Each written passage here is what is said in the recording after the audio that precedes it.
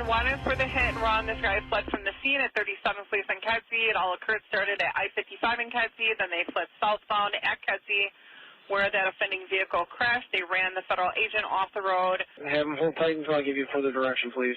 If you guys can start heading there as quick as you can, and then just hold tight for instructions with 999. So the Chief of Patrol, clear everybody up. We're not responding over there. Radio check. And again, per the Chief of Patrol, we have all the units that, per 999, Chief of Patrol said all units clear out from there. We're not sending anybody over to that location. A disturbing dispatch call in Chicago where you can hear the dispatcher say that an ICE agent has asked for assistance after a suspect ran a federal agent off the road. Seconds later, the dispatcher tells all units to clear out and not respond. She says, we're not going over there. Joining me now is the former head of the Chicago Police Department and retired FBI Special Agent in charge, Jody Weis. Jody, good morning to you. I really want to talk to you about this because you were dumbfounded when you first heard this dispatch call, especially when you hear her say, per the Chief of Patrol, everybody out. We're not responding over there. Yeah, I was shocked, Jan. I mean, think about it. Law enforcement agents call for help, and the Chicago Police Department didn't respond to that immediately. Now, to be fair, they did respond 1 hour and 10 minutes later.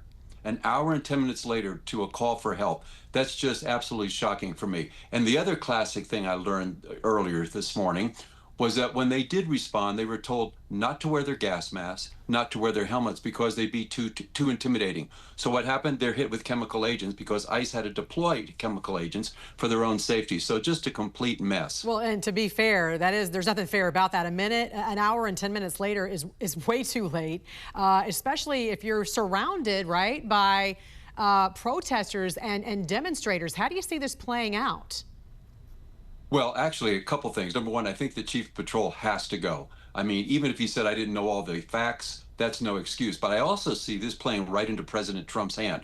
You have ICE agents who are unable to enforce federal law. That lines almost verbatim with Title 10, which gives the president the authority to federalize National Guard if federal agents cannot enforce the law. So just a complete mess. Not only that, you have the Department of Homeland Security right now slamming Chicago Mayor Brandon Johnson, who signed an executive order, Jody, to create ICE-free zones. What is going on in Chicago? ICE-free zones?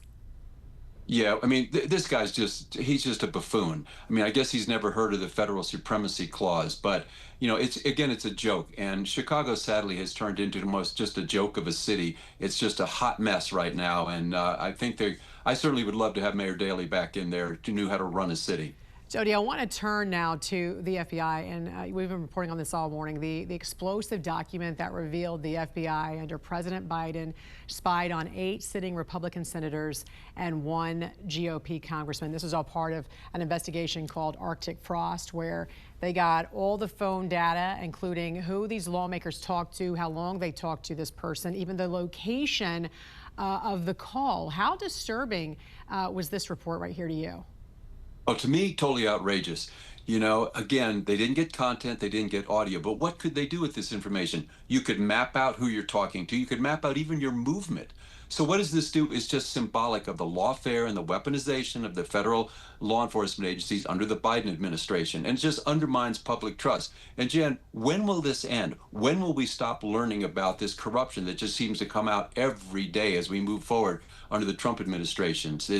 It's so sad that this is what we've dealt with for 4 years. Yeah, and we also know the FBI finally cut its relationship with left-wing activist groups like the Southern Poverty Law Center, as well as the Anti-Defamation League. What does this tell us about these groups, their agenda, and their reliability? Yeah, that was so sad because 30 years ago, those two groups were awesome. You could get amazing intelligence on hate groups, on extremist groups, because they could maintain data that law enforcement couldn't.